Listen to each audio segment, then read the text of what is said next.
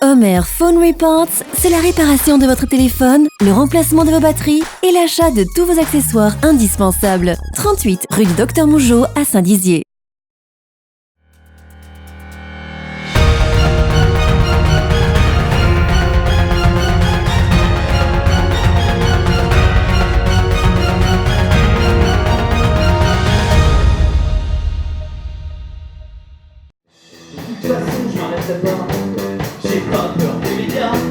Ce vendredi, le festival Eclectic Rock a débuté à Saint-Dizier.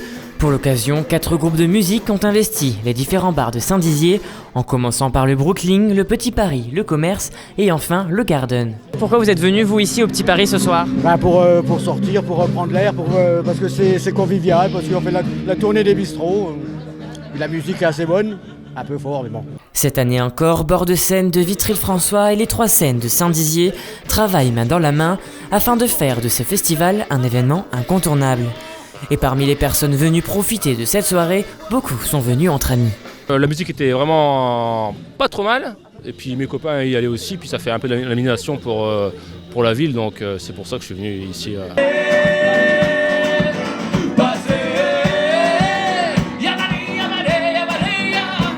Ce festival de musique dépasse les frontières du département. En effet, s'il est en collaboration avec la ville de Vitry-le-François dans la Marne, quelques Meusiens ont fait le déplacement jusque dans la ville bragarde.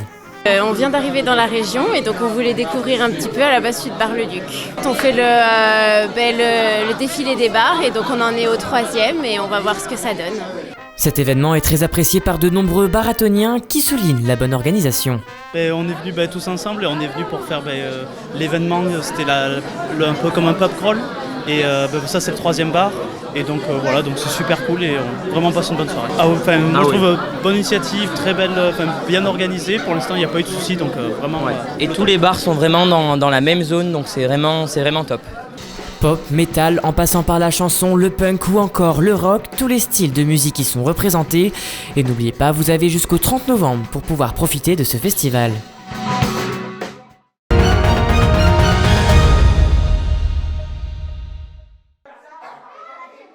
Cette semaine, dans les cantines des écoles de Bar-le-Duc, c'était la semaine anti-gaspillage. L'école élémentaire Jean Hérard n'a pas dérogé à la règle et s'est prêtée au jeu. Au menu ce jour-là, rosette et cornichons en entrée et en plat, steak haché de veau accompagné d'haricots verts. Un repas qui a été préparé à la cuisine centrale barisienne. Le repas était ponctué d'ateliers animés par l'équipe du conseil municipal des jeunes pour mieux comprendre pourquoi l'on gaspille. Premiers éléments de réponse avec la définition du gaspillage alimentaire selon les enfants.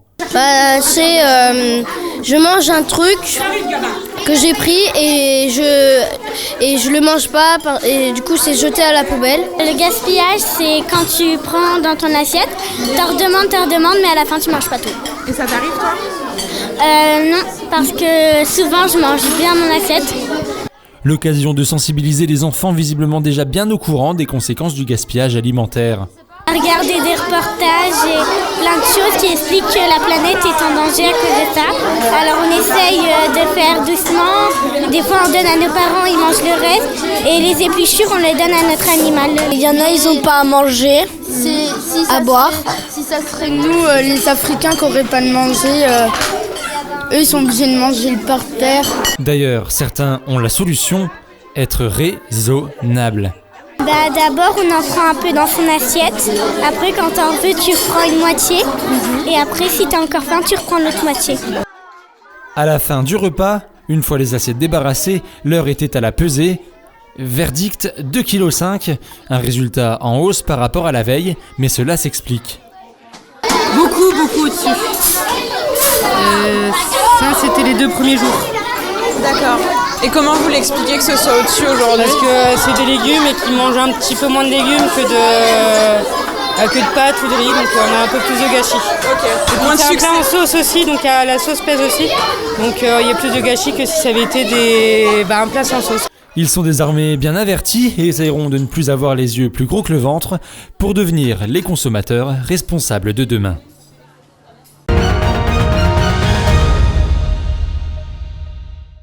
25% de la population joinvilloise est touchée par le chômage et pour que cette hausse baisse, le dispositif Territoire zéro chômeur de longue durée est mis en place. De ce fait, la 3e édition de la grève du chômage s'est déroulée à Joinville ce jeudi 7 novembre, un rassemblement organisé par l'association La Nouvelle Équation. Cette action nationale a réuni les chômeurs qui refusent cette situation de non-emploi.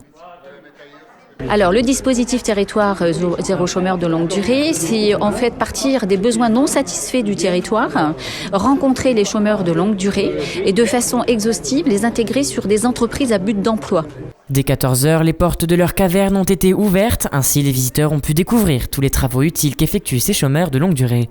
Ces travaux serviront pour le patrimoine joinvillois et parmi les personnes présentes au sein de l'association, on y retrouve Peter, le référent de l'atelier Palette. Ça va bientôt faire 2 ans que je suis là.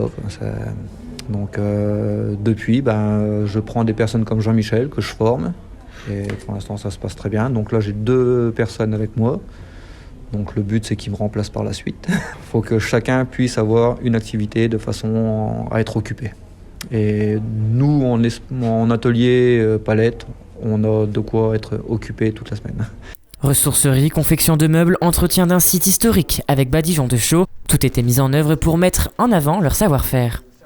Cette journée, nous, ce que nous voulons surtout, c'est montrer aux Joinvillois que nous avons des actions innovantes à mettre en place et que nous avons besoin de leur soutien. Donc faire connaître en fait le dispositif Territoire Zéro Chômeur sur le bassin de Joinville. Parmi les personnes présentes, il y avait Véronique Soulet, auteure du livre Un emploi, c'est mon droit, qui est allée à la rencontre des chômeurs de longue durée dans les départements voisins. J'ai fait plusieurs reportages dans plusieurs lieux qui ont mis en place Territoire Zéro Chômeur de longue durée. Si vous voulez, le contenu du livre, c'est vraiment leur témoignage. C'est-à-dire, ils racontent comment ils ont connu Territoire Zéro Chômeur de longue durée, comment ils ont adhéré à ce projet, parce que le projet, il est assez compliqué en fait. C'est un projet qui n'est pas du tout banal, puisqu'il s'agit de créer des emplois à partir des envies et des compétences des chômeurs de longue durée. Pour le moment, le projet Territoire Zéro Chômeur de longue durée est en attente du vote de la loi qui les autorisera à démarrer et créer les entreprises. Pour la présidente, cette loi ne sera pas votée avant 2020.